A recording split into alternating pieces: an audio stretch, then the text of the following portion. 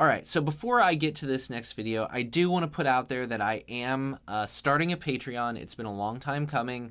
I've been thinking about it, and I've been thinking about the right way to introduce it and bring it out and all this stuff, and I'm just overthinking it, I think. So don't feel any obligation. I just appreciate you being here and supporting the channel in that way. But if you would like to contribute, or if you're interested in getting on Patreon, that link is down in the description below. And the one big perk that I thought about offering with it is just I have a bunch of gear that I need to sell right now. And so I just thought anybody that wants to contribute in that way, I will also give you the first crack at any of the gear that I've got for sale. And so I've linked that list of stuff for sale down in the description as well. So again, no obligation at all. If you want to, that's cool. I just thought I'd put it out there just to get it out there. So thank you ahead of time for anybody that considers contributing in that way. On to the comparison video. Hey audio people, MrAyrit here. Welcome back to the channel. I got a little bit of a comparison / couple of reviews today of a couple of pretty well-regarded headphones, although they've never really been for me, I guess, is what it comes down to. So what we're going to look at today is we're going to look at the Hifiman Sundara, and we're going to kind of compare it and look at the Sennheiser HD600. Now, backstory with these headphones: the HD600, I haven't tried the 600, but I've tried the 6XX. I've had the Sennheiser 660S, which is the one that I think I preferred out of the 6 series. Okay. I never was a fan of the 6XX really, which I know I'm in the minority there. But that's why I was kind of wanting to try the 600 just to see if that one would fit me better. The Sundara I owned previously. This was one of the first headphones I've owned actually when I got into the realm of kind of upper tier headphones. I didn't ultimately keep it then, and this one was loaned to me by Hifiman, and I never got around to doing a proper review of it. That would have been about a couple of years ago, so I was happy to have another chance to give it a go. And again, I think this is a decision that maybe a lot of people, maybe you, are trying to make, is do I go with something like a Sennheiser 6 series, or do I go with a Sundara? And I think the answer to that question is it depends. Okay, and we're going to talk about why that is. First, we'll look at some build stuff, and then we'll get into the sound fairly quickly here.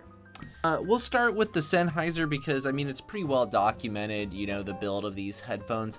They're plastic. You can see I picked up the granite style version of the 600, which I think is just a little bit cooler and something a little more unique.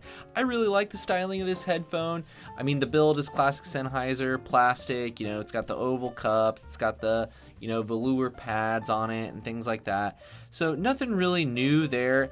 I would say that the padding up here, when I got this was a used set and it's maybe about 10 years old. And you know what? I should go get that box just to show you, just because it's kind of cool. Okay, so this is the box that these came in, and it's not like it's terribly different from what they come in now, but it's just got kind of like this interesting corrugated cardboard finish, and then the box that's inside of this is pretty typical Sennheiser. It's basically what they come with now. But I just thought that corrugated cardboard look was, it caught me off guard. I thought it was kind of neat. I don't have the cables out here for either of these headphones because I didn't use them. I don't like either of the stock cables. I mean, the one the Sundara comes with is fine, but it's nothing special. And the one the HD600 comes with is really long, and that just annoys me. So I've been using either a Heart system with the Sundara, or I've been using an aftermarket cable that I got for the HD600s. And I can link that down below. It's a decent cable for the price. I actually got a couple of different ones. The one that I preferred, though, was this one. And again, I can't remember exactly what the brand is of this one, but I will link that below so you can get one if you'd like. So again, what I was saying before is the pads up here, right? They were deflated on this when I got it, and so I bought a new one of those too from Geekria, which seems to make a lot of good Sennheiser accessories. So I'll link that down below too. Super simple to swap that out if you need to. So that's your typical Sennheiser build. The Sundara, again, I think it's pretty well documented what the Sundara is like in the build of it at this point in time. A lot more metal on the Sundara, and it does feel, in general, better build, I would say, than the Sennheiser. I also thought that it was more comfortable out of the box with the suspension strap. It fits my head really well, not a ton of clamp. The pads are just deep enough on them. I really like these Pally pads that have kind of like a fabric here. It's like a hybrid pad with a fabric that's really soft against your head and then kind of a pleather on the outside. So I do like these better. They don't offer a lot in terms of adjustability though. I mean, of course they go in and out. You can see I use mine on about the smallest setting here, and you get some swivel with the cups this way, but not much right and left swivel. The Sennheisers, they have a little more right and left swivel. Of course, you get, they have some up-down articulation as well, and then you can stretch them out. What got me with the Sennheiser, and I was surprised with these, is the clamp was even pretty severe. Even now, with them being like 10 years old and used, I still found the clamp to be pretty significant. So definitely found the Sundara more comfortable myself. Okay. So if I was going to judge on comfort and build, I'd give it to the Sundara, but that's such a subjective thing.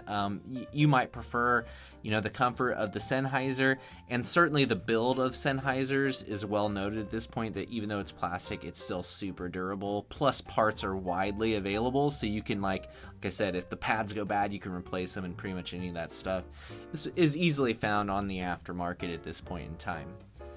So let's talk sound here, and let me say that I think for both of these headphones, amping is very important. The Sundara maybe isn't as known for needing the same level of amp matching as like the Sennheiser 6 series is. It's pretty widely, it's pretty general and accepted knowledge that the 6 series Sennheisers play better on tube amps, and I would say that is definitely what I found to be true, because on solid states, for me, they come off just a little bit edgy, a little bit sharp, and I'm just not into that. So tube amps is the way to go with this. I did most of my listening with the Sennheiser on either the Liquid Platinum that I have that I modded with new capacitors, or on my Feliks Audio Echo Gen 1. And so those are the two amps that I preferred the Sennheisers with. The Sundara, on a lot of amps, I just didn't like it. I feel like, and this was my main critique of the Sundara when I owned it before, is that it does a really good job of presenting individual pieces of music or individual instruments, but it just doesn't bring them together in like a cohesive, enjoyable whole picture for me. That changed though when I paired it with the Gen 1 Schiit Mjolnir, which I just purchased, which is like a gigantic, it was like their top of the line solid state amp like 10 years ago, okay? And on that, this thing just came alive and just really came together in a much more enjoyable way than I found it on either like a THX based amp or on a Mojo or on an X-Can or on any of the tube amps. I didn't like this as much, but it pairs phenomenally well with the Mjolnir of all things. So I would never have said before that I thought the Sundara needed tons of power, but just the fact that it comes together for me the best on the Mjolnir maybe adds a little bit of evidence to that line of thinking. So what I'm going to do is I'm going to describe to you the sound, but just understand that for me, this is sound coming from mainly those tube amps with the Sennheiser HD600 and mainly the Mjolnir for the Sundara. And they're quite different presentations, really. And what I would say is they are kind of complementary presentations in that if I wasn't enjoying one, I would switch to the other, and then I was like, okay, this sounds good. So that's kind of interesting. What I would say is I thought the Sennheiser, it is a very lively sounding headphone. It's pretty well balanced overall. Obviously, mid-range is the focus here, just like you've heard with most of the Sennheisers. And it does a great job, I think, of just bringing things to life and really making them feel kind of visceral and just engaging you. I don't feel like it has the most accurate timbre in the world. I don't feel like it's the cleanest headphone in the world by any means. It definitely isn't like as technically good as the Sundara, I wouldn't say. But I also found it being really enjoyable, more than I've really enjoyed any of the other 6 Series Sennheisers. When I liked it, and then there were songs that I didn't like it. So I found it to be a little inconsistent, and a little unpredictable, but that was also what kind of made it fun, because sometimes I would listen to a song that I've heard, a lot of times, and it would just breathe some new life and interest into it, with its liveliness and kind of edginess, I would say. Bass, I thought impacted really good. It doesn't go extremely deep. The soundstage isn't super big and the imaging isn't super correct, I would say, but it does do a nice job of kind of pulling instruments apart, and you really kind of get a feeling of like the whole instrument presentation when you're listening to it. I don't know if that makes any sense or not, but I just felt like I could hear into the music maybe a little bit more with the Sennheiser, and sometimes that was a good thing, and sometimes that was a bad thing. I particularly found it enjoyable to listen to the Sennheiser on like older recordings that I didn't feel like were super well mastered and things like that. Like it would just kind of be, I just kind of thought of it more as like an old-timey like experience. So rock from the 60s and 70s I thought was really enjoyable on the Sennheiser. And it just gave it a little more a vintage feel to it, I guess, is kind of what I'm saying. The Sundara, I think, is technically superior. It definitely resolves better than the HD600, in my opinion. It's wider. Imaging is more accurate. It also gives, I think, just like a better balanced and predictable presentation to music. Bass is stronger and deeper on the Sundara.